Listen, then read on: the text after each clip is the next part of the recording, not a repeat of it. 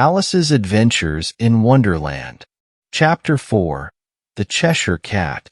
If you like this video, please subscribe, like, and drop a comment about the video. Press the notification button to get my video instantly. There was a boy outside the door with a large letter in his hand. He was dressed like a boy, but his face was very like a fish, Alice thought. The fish boy knocked at the door, and a second later a large plate came flying out of an open window. "A letter for the Duchess," the fish boy shouted. He pushed the letter under the door and went away. Alice went up to the door and knocked, but there was a lot of noise inside and nobody answered. So she opened the door and walked in. "A letter for the Duchess," the fish boy shouted. She found herself in a kitchen, which was full of smoke. There was a very angry cook by the fire, and in the middle of the room sat the Duchess, holding a screaming baby. Every few minutes a plate crashed to the floor. There was also a large cat, which was sitting on a chair and grinning from ear to ear. "Please," Alice said politely to the Duchess, "why does your cat grin like that?" "It's a Cheshire cat," said the Duchess. "That's why." "I didn't know that cats could grin," said Alice. "Well, you don't know much," said the Duchess. Another plate crashed to the floor and Alice jumped. "Here," the Duchess went on, "you can hold the baby for a bit, if you like. The Queen has invited me to play croquet, and I must go and get ready." She pushed the baby into Alice's arms and hurried out of the room. There was a large cat, which was grinning from ear to ear. "Oh, the poor little thing," said Alice, looking at the baby, which had a very strange face.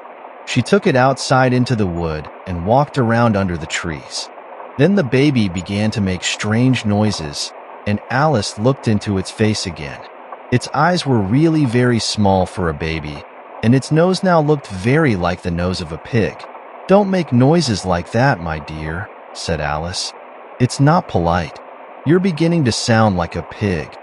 But a few minutes later, there was no mistake. It was a pig. Alice put it carefully on the ground, and it ran quietly away on its four legs into the wood. "I'm pleased about that," Alice said to herself. "It will be a good-looking pig, but it would be terrible to be a child with a face like that." She was thinking about pigs and children when she suddenly saw the Cheshire Cat in a tree. The cat grinned at her, and she went nearer to it. "Please," she said, "can you tell me which way to go from here?" "But where do you want to get to?" said the cat. "It doesn't really matter," began Alice. "Then it doesn't matter which way you go," said the cat. "But I would like to get somewhere," Alice explained. "If you just go on walking," said the cat, "in the end you'll arrive somewhere." That was true, thought Alice, but not very helpful, so she tried another question. "What kind of people live near here?"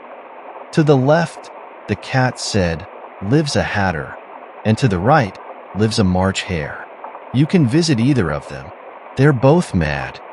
"But I don't want to visit mad people," said Alice. "We're all mad here, you know," said the cat. "I'm mad." "You're mad." "How do you know that I'm mad?" said Alice. "Of course you're mad," said the cat. "Only mad people come here." Alice was thinking about this, but the cat went on. "Are you playing croquet with the Queen today?"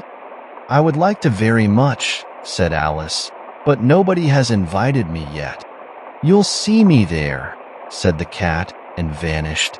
Alice was not really surprised at this, because so many strange things were happening today. She was still looking at the tree when, suddenly, the cat appeared again. "I forgot to ask," said the cat. "What happened to the baby?" "It turned into a pig," Alice said. "I'm not surprised," said the cat, and vanished again. Alice began to walk on, and decided to visit the March hare. "It's the month of May now," she said to herself, "so perhaps the hare won't be as mad as he was in March." Suddenly, there was the Cheshire Cat again, sitting in another tree. Alice jumped in surprise. "Do you think," she said politely, "that you could come and go more slowly?"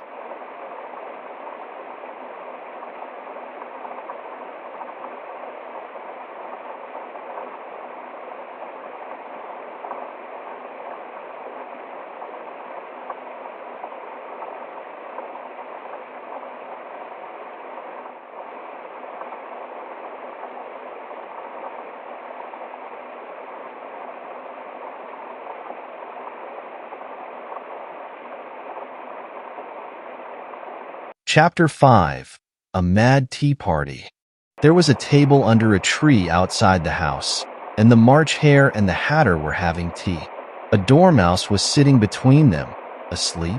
The three of them were all sitting together at one corner of the table, but the table was large and there were many other seats. Alice sat down in a big chair at one end. "Have some coffee," the March Hare said in a friendly voice. Alice looked all round the table, but she could only see a teapot. "I don't see any coffee," she said. "There isn't any," said the March Hare. "Then why did you ask me to have some?" said Alice crossly. "It wasn't very polite of you." "It wasn't very polite of you to sit down. We haven't invited you to tea," said the March Hare. "But there are lots of seats," said Alice. "Your hair's too long," said the Hatter, looking at Alice with interest. "It's not polite to say things like that," said Alice. The Hatter looked surprised, but he said, "Why is a bird like a desk?" Alice was pleased. She enjoyed playing word games, so she said, "That's an easy question." "Do you mean you know the answer?" said the March Hare. "Yes," said Alice. "Then you must say what you mean," the March Hare said. "I do," Alice said quickly. "Well, I mean what I say. And that's the same thing, you know." "No, it isn't," said the Hatter. "Listen to this. I see what I eat means one thing, but I eat what I see means something very different."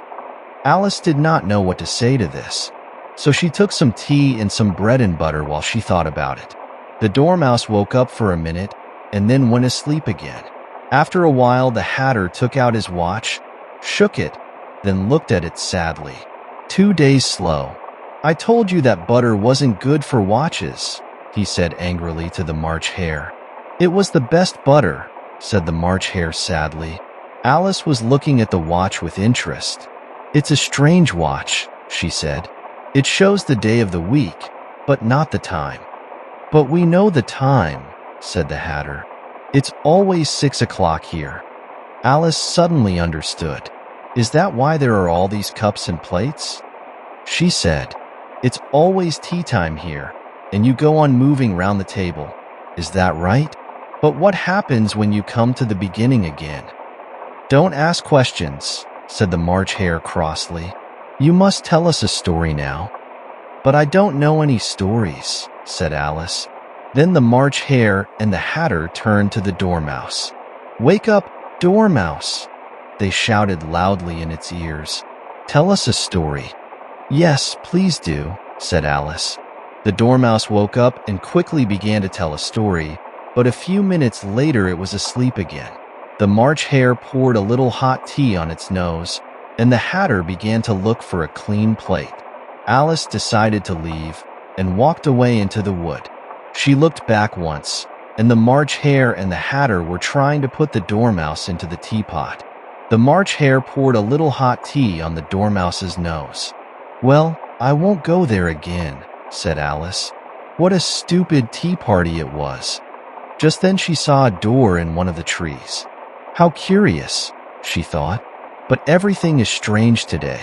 I think I'll go in." So she went in, and there she was, back in the long room with the little glass.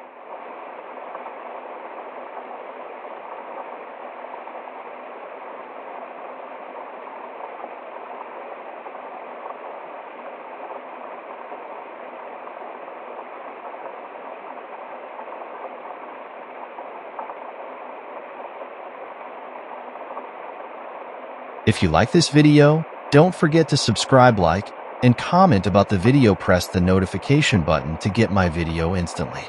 Thanks for watching. Have a good day all.